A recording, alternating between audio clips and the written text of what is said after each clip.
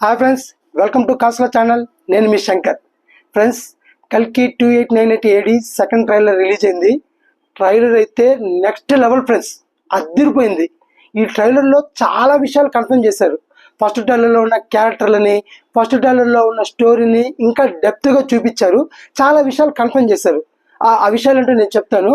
First మనము దీపికా పడుకునే గారి కడుపులో ఉంది, కల్కినా కాదా అని చిన్న డౌట్ ఉండేది. ఇక్కడ అమితాబ్ బచ్చన్ గారి డైలాగ్తో నీ కడుపులో ఉన్నది భగవంతుడమ్మా అని ఒక డైలాగ్ చెప్తాడు. ఆ డైలాగ్తో ఉన్నది కల్కిని అని చెప్పి కన్ఫర్మ్ అవుతుంది.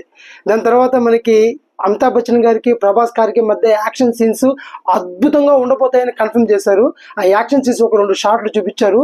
సూపర్ అంటే సూపర్ ఫ్రెండ్స్. దాని తర్వాత కురుక్షేత్రం షాట్ ఒకటి చూపిస్తారు. ఆ అట్మాస్ఫియర్ మనకి ఎట్లుంటుందంటే నెక్స్ట్ లెవెల్, అంతే గూస్ బంప్స్ అలా ఉంటుంది.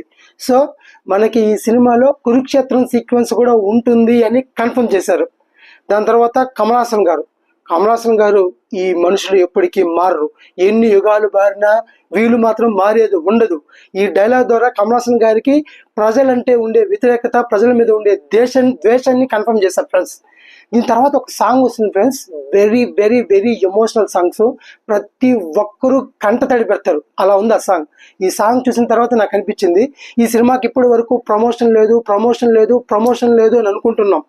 కానీ ఒక సినిమా సూపర్ డూపర్ హిట్ అవ్వాలంటే కావాల్సిన ప్రమోషన్ కాదు, ఆ సినిమాలో ఉండే ఎమోషన్ అని నాకు ఇప్పుడు అర్థమైంది.